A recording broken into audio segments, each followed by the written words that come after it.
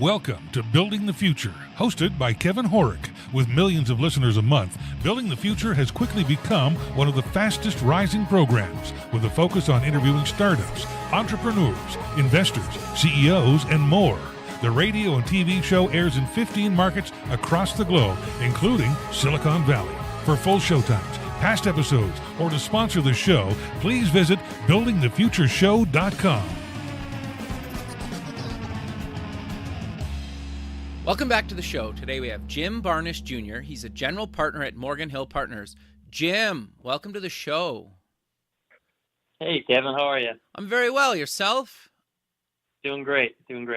Yeah, I'm excited to have you on the show. I think what you guys are doing at Morgan Hill Partners is really actually quite interesting. But maybe before we get into that, let's get to know you a little bit better and start off with where you grew up. Yeah, absolutely. So, really grew up in the Chicago, Wisconsin, Chicago kind of general area, Okay. Milwaukee, Chicago. Sure.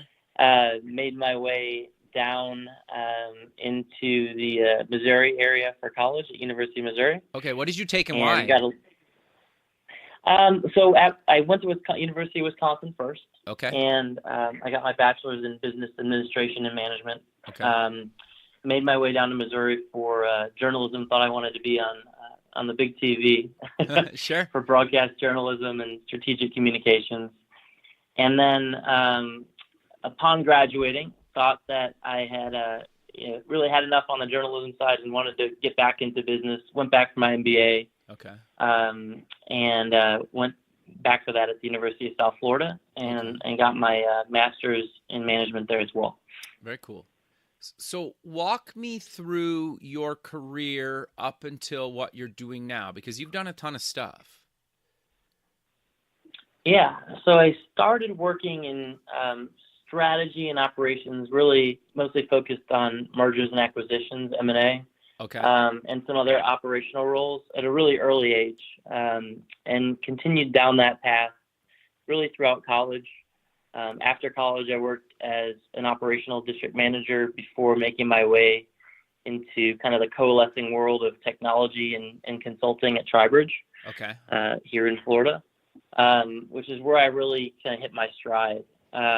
Starting out at a strategy role in their human capital management division, mostly evaluating acquisitions, improving business process. Everything kind of soon evolved into a corporate role there. Okay. Working for the CFO to create new solutions, evaluate new workloads, drive some additional strategic initiatives, and really do everything I had kind of been doing, but in a more technology-friendly environment, Gotcha. as opposed to the distribution and retail M&A that I had been doing prior. And working in that high-growth tech environment, I just kind of became obsessed with leveraging innovation, leveraging technology to improve that strategy and operational process mind that I had been working with for so long, and had the opportunity to build and run the investment and fund strategy at a micro venture capital company here in Florida, Florida Funders. Very cool. Which was offered to me, getting them off the ground and running, and was excited to dive in because it was really my first chance to create scalable processes in the world of technology and find some innovative technology companies that were a little bit earlier stage to invest in, much earlier stage than the mid-market and enterprise focus that I had had prior. And so, speaking with really hundreds of those early stage, seed stage companies at Florida Funders, I just began to see a lot of the challenges that just run incredibly rampant in that ecosystem. Okay. Which led me to starting a company that was called Startup Solutions, and that company was really focused on providing a lot of one-off services to get people through some of the funding gaps that exist for early stage companies, helping them to put together sales process and prepare for investment and really think about things from a go-to-market strategy perspective in a very different way than they might have been. Okay. Really focused on focusing, if you will. Gotcha. and really starting to think about outcomes rather than output, which is a really big area of focus that I've kind of had for quite some time now. And as part of that, had a lot of challenges because it was an equity only model that I was working in at the time. Was trying to do it with a lot of people that I was paying cash. So taking equity in and paying cash is always a challenge. Sure, I can imagine, yeah. But, was able to kind of coalesce a lot of that same framework into a company that's now become Morgan Hill Partners, which has been in existence for about a year now. Okay. Already a year. And I've teamed up with two other serial entrepreneurs that are helping me to kind of put that same vision around helping that stage of companies, taking that same playbook around doing the right things at the right time, but teaming it up with a bit more executive talent than I had been working with at Startup Solutions. So folks that have really been doing this for 30 plus years. Gotcha. On either the investment or operational side, which I personally can't say. I could say 15. Okay. But folks that have been doing it a lot longer than I have. And really taking that same vision around how to build a company from startup to scale up, how to predictably build, innovate, and accelerate growth, and turn it into something that's now a reality with 12 clients now. Oh, wow. In less than a year. Awesome. We've assembled a team of about 15 really senior executives that play a role within our company, and have actually been able to, by turning our methodology into more of a curriculum, we've been able to bring some less experienced folks on board who are just really talented and really emerging talent, right? Some might be ex-consultants, some might be ex-investment bankers, some might be just people that are really looking to become that next set of really experienced executives. Okay. And we're taking them into the fold. We've got about 5 of those what we call associate partner talent as part of our team now as well. So a little over 20 people. Wow. Going strong. A little bit more than 10 clients going strong, and we're really excited about what we have going on here. Very cool. No, that's awesome, man. And congrats, because that's huge, right? To get that many clients in your first year and keep kind of growing and building. That's really great of you guys. Thank you. I appreciate it. So I want to dive a little bit deeper into kind of your services and how they kind of, or how your process works. Oh, absolutely. Yeah. So, where would you like me to start? From day one? I think that makes the most sense. Yeah, absolutely. So, ultimately, our focus is on deterministically building high growth and capital efficient companies, all technology companies. Okay. And so in order to do that, we're big believers in data. And in order to get that data, we have to do these assessments. And so from day one with a client, we work on really getting a holistic view of where a client sits in really all of the main functional disciplines of a company. And we've streamlined into 5 main boxes. The first is company, which will include, the overall market, the strategy, the company strategy, the investment strategy. And then we'll go into team, which would include talent and culture and overall execution. Okay. And then we would go into product, which would be tech, services, and really the overall offering that we're working on and what we're going to market with. And then what really people really love to talk about revenue, which is marketing and sales and channel and your digital approach. And then operations, which includes finance, operations, overall administrative and legal. And so if you take those 5 areas of company, team, product, revenue, and operations, and you apply a data-driven approach to getting the information that matters at the stage that particular company is in, whether that's their discovery stage, their validation stage, their efficiency stage, or their scale stage. You're really able to get a holistic picture around where they sit in each disciplinary area and at what stage that discipline exists at. And so that's really the baseline that we start with from an assessment point of view. Okay. Those assessments are taken every 90 days to make sure that we're really maintaining not only progress, but that we're still doing the right things at the right time. Okay. And that assessment then drives a roadmap, a 90-day roadmap around the overall strategy, the tactical steps and plan that we're using to execute against. And that roadmap then leads towards our overall execution. And in some clients, that may look like advisory work, if that's what's preferred. Okay. In most clients, we're actually not really consultants, right? We're in the business. We're part of the business. We're partnered with the business. And so we're in there from a management perspective. We're in there from a coaching perspective.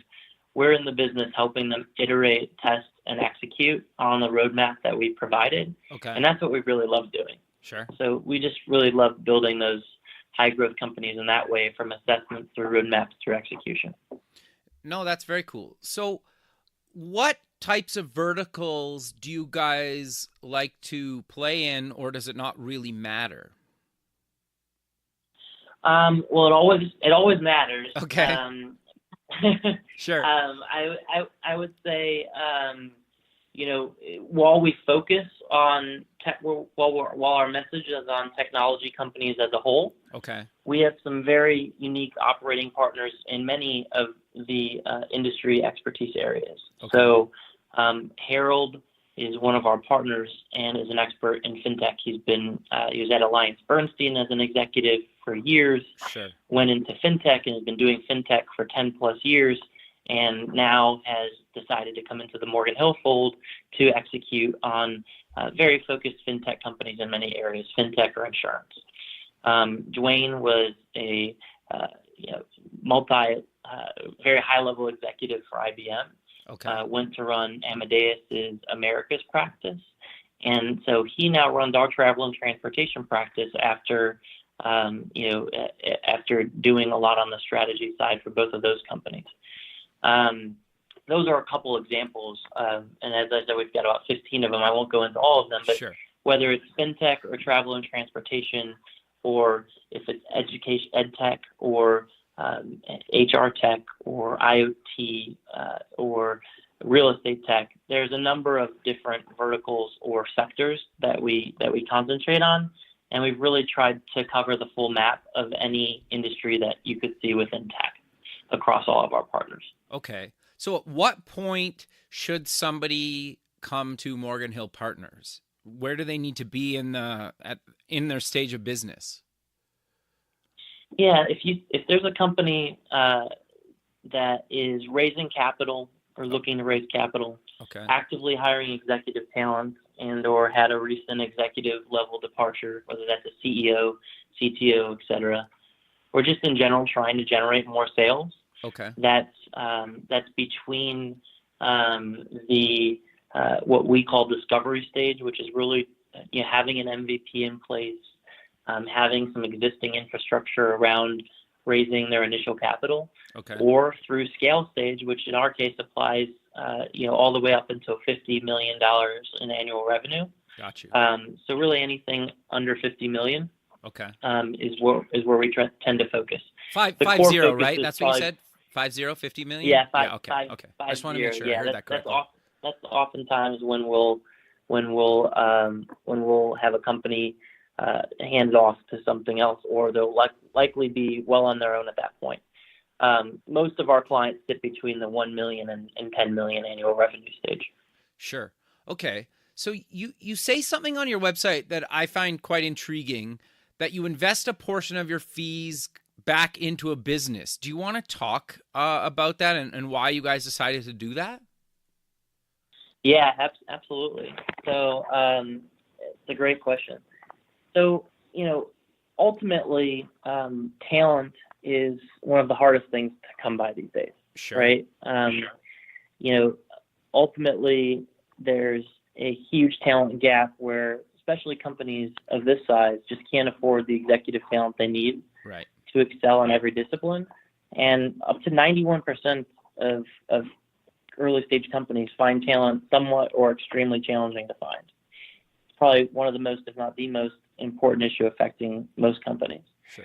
And the flip side of that is that investors expect that talent to be there. They expect Sure. all of these components to be in place, whether it's a data-driven strategy, a scalable product, excellence across the board from all 5 of those discipline areas, from company to talent to product to revenue to operations. And they expect it to be really in really good shape, right? They Sure. expect it to be in a place that's investable. And so what ends up happening is, though, even though there's more investment in the space than ever, 2017 I think saw somewhere around $84 billion in the VC space.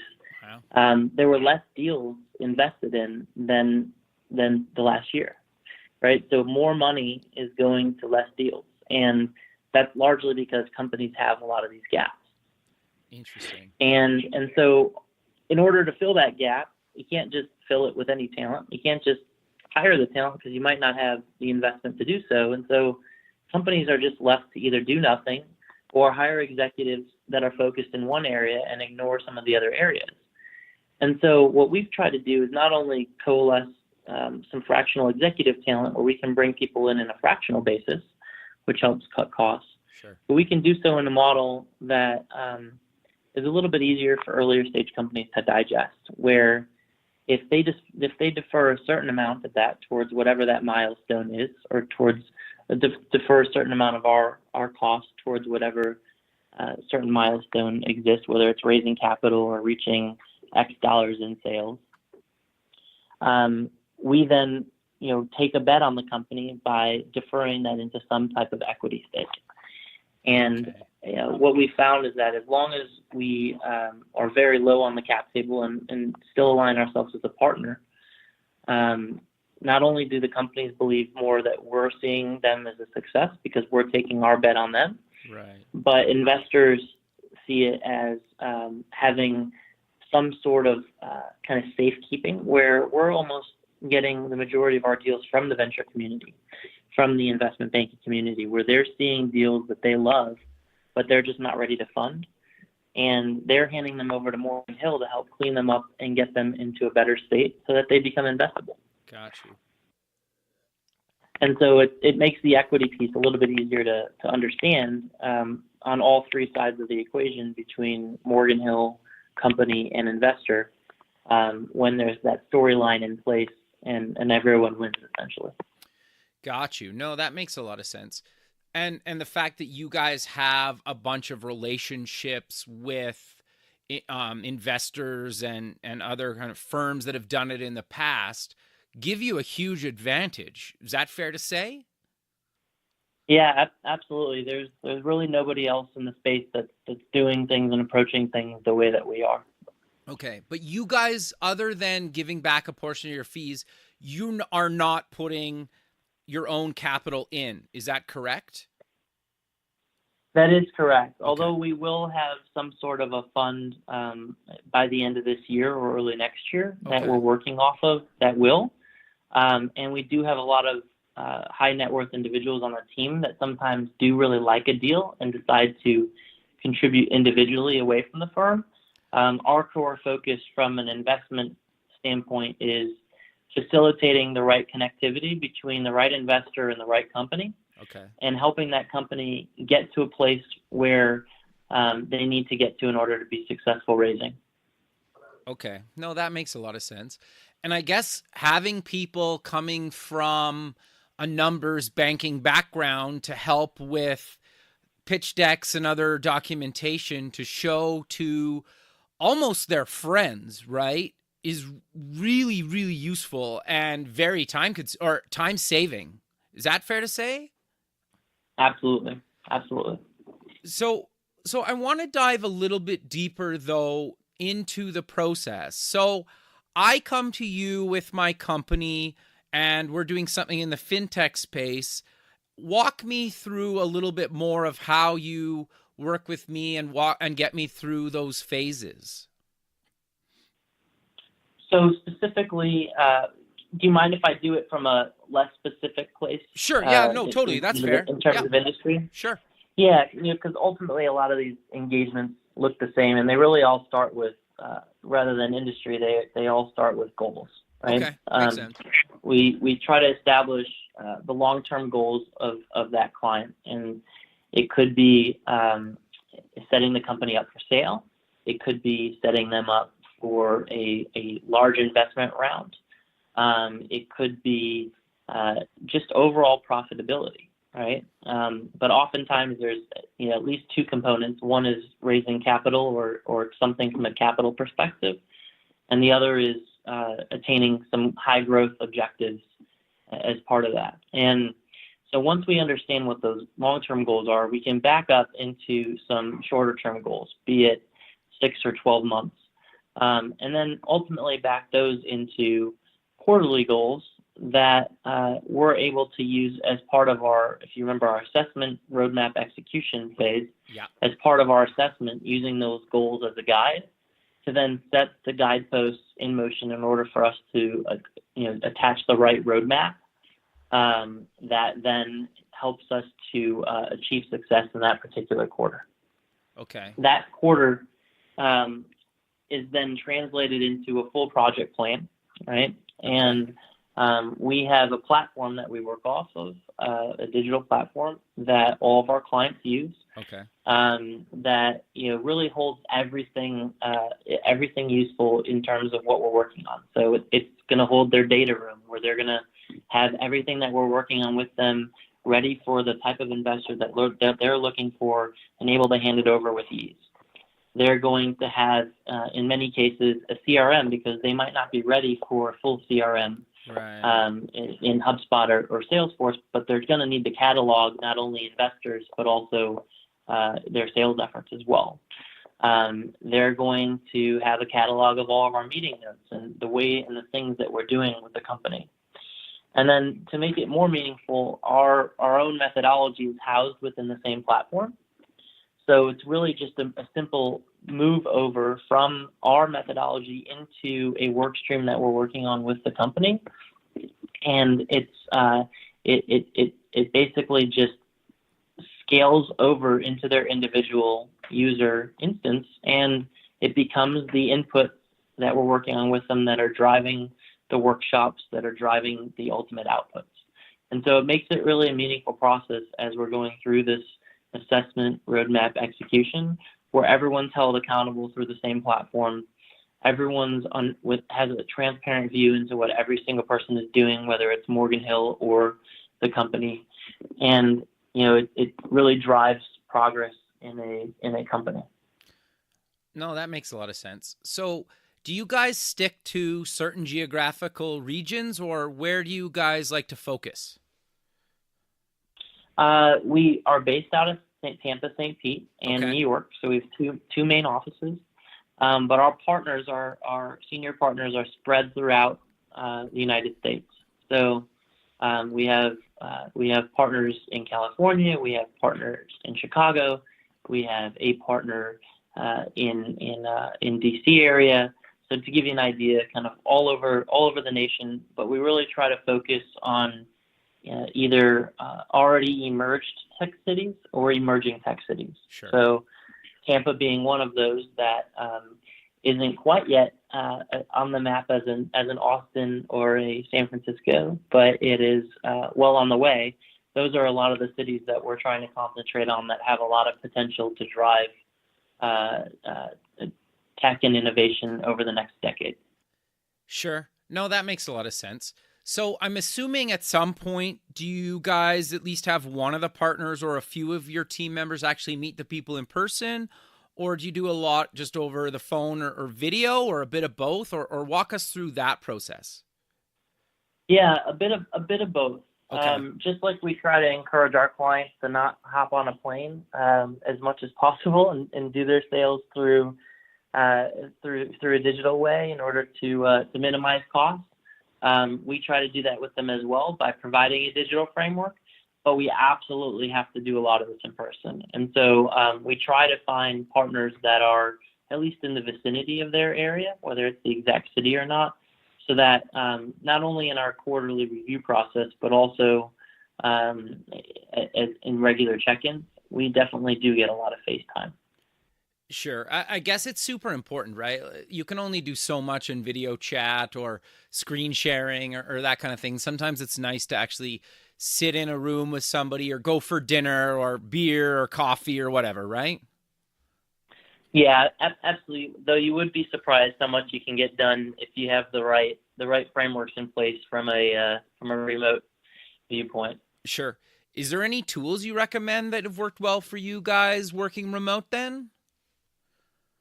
Yeah, well, most of our platform is we've built off of some existing tool sets. Okay.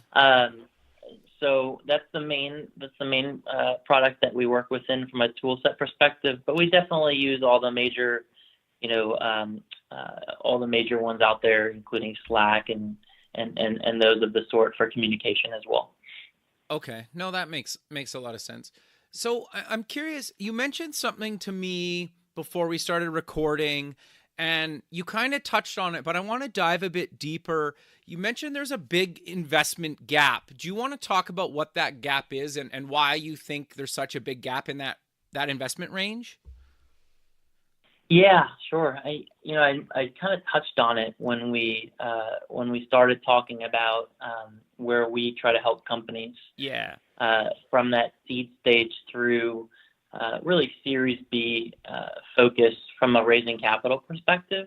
Sure. And I spent a bit of time at a micro venture capital company here in Tampa called Florida Funders, Yep. and a lot of that time led me to starting Morgan Hill with the really realization of how many gaps companies just have due to that gap in funding from seed stage through Series B. And so, Series A investments are very rare these days. If they are there, they're oftentimes way larger than they should be and really being a Series B, or way smaller than they should be and really being a seed stage investment. And so that whole idea and that mantra around investing more in less deals is really ringing true. And, in seeing that challenge, that's a big area where we try to focus our energy between seed stage and Series B, helping companies navigate the landscape that does exist for those investments, and helping companies to get the right things in place in order to be investable at that particular stage. Sure. I know it's so tricky and there's so many different stages, and it seems like in different parts of the country, different stages are called different things. And so as somebody that has maybe never raised money before, it can be so daunting to know to where you even start, or what you're even really looking for, or what it's even called in your part of the country. Is that fair to say? Absolutely. So do you have some kind of guidelines or advice for people that you kind of, I get it's really kind of general because it's probably a lot case by case, but do you want to maybe just give a bit of an overview of the different ranges and what you guys have seen in the current market, maybe across the country, or maybe go coastal or something? Because I think a lot of people try to raise either on the West Coast or the East Coast. Yeah, I can. I mean, honestly, I would love to be able to put a range to what I've seen, but it's kind of crazy how all over the place things have been, and it hasn't been as regionalized as it maybe used to be. Okay, interesting. I've the other day I saw a like $1 million Series A investment.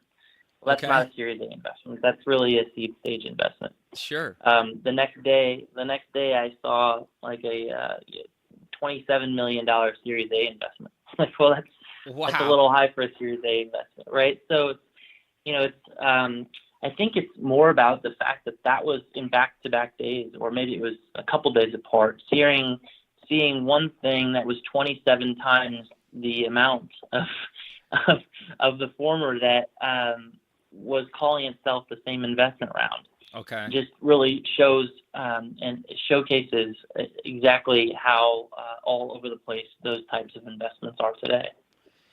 Yeah, that is quite fascinating. And then you also hear people that try to do the lean startup methodology or bootstrap. What are your thoughts on when should you bootstrap? When should you get investment? Do you have any thoughts on that kind of stuff? Yeah, I mean, absolutely. I mean, I've got a lot of thoughts. Okay.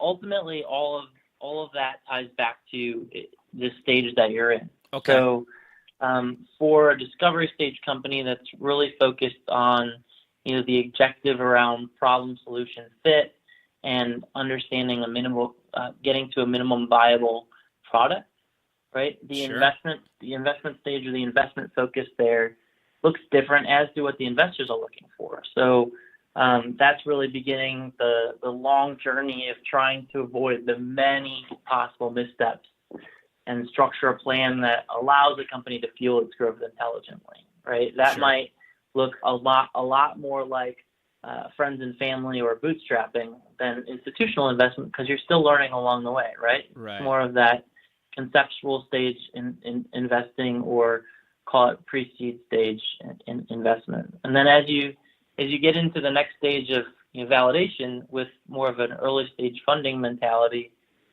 you've already created an MVP, right? You've Sure. assembled a team.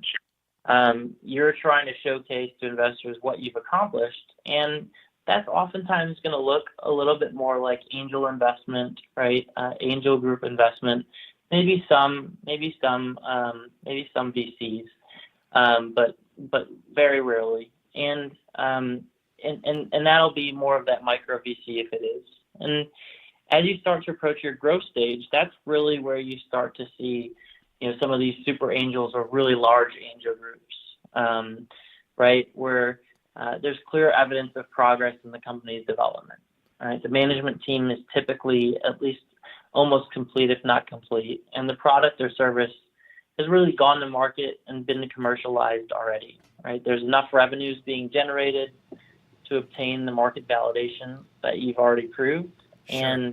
And so we call that stage more, the efficiency and growth stage funding. And then obviously as you get out of that Series A approach, you start to enter more in Series B or C or mezzanine stage funding, where you're starting to see the scale. You've proved a scalable business model, right?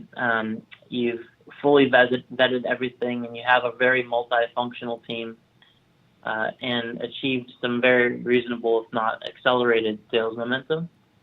And so that's oftentimes referred to as mezzanine stage funding. Got you. Okay. So are most of your clients looking to basically get acquired at some point, or does it not really matter if they want to try to build a business that goes on for decades, or how does that kind of work with you guys? Yeah, most of our clients are into high growth, whether that high growth means selling the company, Okay. Getting increased investment to scale the hell out of it, Okay. Sure. or just overall getting to a certain scale and profitability mark. Okay. We don't work with lifestyle businesses, right? We're looking for founders and CEOs and groups that really believe in scale and have something there, have a very high growth product that we can add a lot of value to other areas of the team. And we have to do that because we're ultimately taking a bet on them by deferring some of our compensation as well. Sure. No, that makes a lot of sense, right? Yeah, I think most people nowadays try to sell their company, right? It just seems so hard, especially in tech, to stay super relevant and not try to get bought by a big player in the space at some point, because in a lot of cases, if you don't sell to one of them, they'll probably just build your product and maybe crush you. Or am I being a little bit kind of jaded there in saying that? Well, I think think you bring up a really good point, right? Where you either have to do that, or the reverse of it, right? Where you actually decide to build a high growth company that you start to purchase other businesses that are looking to get bought. Okay, interesting. And if you do that in the right way, in a very strategic way, from an acquisition perspective, then you start to kind of build something great that might be a little bit different and a little bit newer than some of the other things out there. But ultimately, that's what a lot of these companies that have now become very large companies started off doing. Sure. Yeah, no, that's fair. And I'm assuming you guys would help, well, hypothetically, like my company or your client company decide whether they are better to try to sell it off or acquire other companies to grow. That's probably part of your services. Is that fair to say? Okay. And then I'm curious to know some of the other kind of affiliate partner services that you help with, because I think some are probably self-explanatory and people could probably guess, but I think some of that stuff maybe sounds kind of trivial, but in a lot of cases, some of that stuff is so basic that if you screw that up early on, it can cost you a lot of time and money to reverse or fix later. So do you want to talk about some of those other services that you guys actually help people with? Yeah, absolutely. So most of the people who come to us have an existing product in place already. Okay. But there are some things that we help them rethink from a product perspective, from an architecture perspective on scale. Okay. And so one of the services that we often provide, which is something that a lot of the investors will look for in a Series A or later financing anyway, is a full tech assessment. So you heard me talk about assessments earlier in terms of the company assessment that we do every 90 days. Sure. We do a full in-depth technical architecture assessment to drive around the scale and functionality and overall health of the technical environment. And so that goes all the way through the full stack and is a big part of what we do, both in preparing to raise capital and for companies as we take them on if it's needed as well. Another service that is even more popular amongst most of our clients is some of our go-to-market services.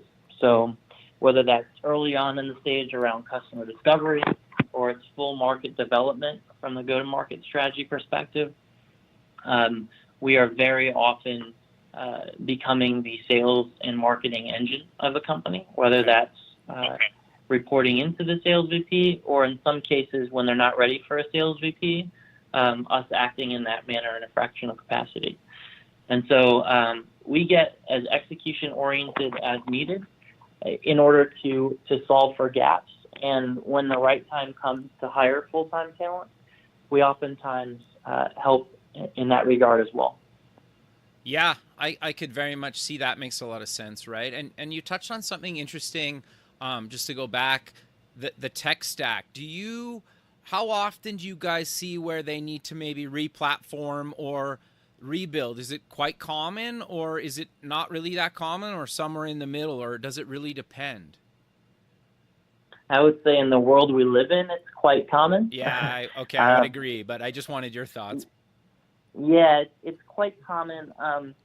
With our clients, it hasn't been as common because most of the time we're finding really great products out there, and there's very little we need to do on the product side. Right. However, there in certain cases there have been needs in order to re-platform, et cetera. Sure. So you guys don't have your own development teams. Do you work with companies, or do you offshore some of that stuff, or how does that kind of work? Yeah, we do not do development in-house. Okay. We do provide fractional CTO services. Okay. We do provide technical assessments and product road mapping. Okay. But we do not provide the technical skills for coding or development. We have some preferred providers, both onshore and offshore, that we use. Sure. That are affiliate partners of ours. Okay. No, that makes a lot of sense. And I think the offshore thing is always kind of a hot topic for certain people but I think a lot of times there's a lot of tech that's getting built offshore by a lot of companies, and it is the way it is, right? There's going to be people in North America and outside of North America by a lot of companies, and partly because it's hard to find talent. You touched on that earlier. It's just as hard to find really good tech talent or a big team that you can scale quickly if you need to grow or build new features or re-platform. Do you agree with that? Absolutely. Okay. So I'm curious, though, you guys also list you help with legal and accounting. And I think to some people, well, in I think a lot of cases, that's almost the two most important areas. Do you want to talk about how you guys work with companies on kind of the legal and accounting side of things? Yeah, with us internally, it oftentimes looks like more of a fractional CFO, Okay. or fractional legal role. Okay. We do have preferred accounting firms and preferred legal firms that we work with as well, but the actual work is more of a think CFO type role that we provide in guidance of finding those additional service providers. Got you. No, that makes a lot of sense, because I think sometimes it's tricky, and especially depending on where you are in the country and where your company's registered, the state level laws seem to be quite different. Do you agree with that? Oh, absolutely. Are you talking about from a corporate structure perspective? Yeah. Well, yeah, absolutely. Yeah. Okay. So yeah, I guess it makes a lot of sense that you guys do it that way. So I'm curious. We're kind of coming to the end of the show, but I definitely want to cover. Is there anything else that we haven't covered today that you would like to mention about Morgan Hill, or any advice or things that you see that are common, maybe mistakes that you would maybe like to correct to the listener? Yeah, I think I would just go back to the overall areas to call out for someone that fits the mold. Okay. Someone that's trying to raise capital, trying to generate more sales, or just actively hiring executive talent, or had a recent executive level departure, Okay. C-suite, we'll call it. Yeah. Oftentimes what businesses do is they'll either rush into raising capital and not have the core things in place in order to be successful, and perhaps even ruin some relationships based off of that unreadiness. Sure. They will rush hire an executive, whether that's a sales VP or a new CEO or a new CTO, without first understanding what that person should look like, and not just from a job profile perspective, but from a cultural fit, from a hiring them at the right time, from a do I even need this person quite yet perspective. Sure. in a full-time capacity. And so oftentimes we're often brought in a few months later than we'd rather be brought in, and that leads to wasted effort and wasted time prior to bringing us in. And so I think that the area to call out is, if you're looking to raise capital, if you're looking to hire a C-level executive, either due to a departure or due to a new hire, or if you're just really looking to grow sales, Morgan Hill Partners is a perfect fit and a perfect lead-in towards getting ready for each of those stages of evolution. And we love helping companies grow and to find the right talent at the right time. Very cool, man. Well, let's close with mentioning where people can get more information about you guys, and any other links you want to mention. Yeah, absolutely. You can find us at morganhillpartners.com. We are also under hashtag startup2, as in the letter 2, scale up. Okay. And we'll be all over social media using that hashtag. Very cool, Jim. Well, I really appreciate you taking the time out of your day to be on the show, and I look forward to keeping in touch with you, and have a good rest of your day, man. Yeah, thank you so much. Take care. Thanks. Bye.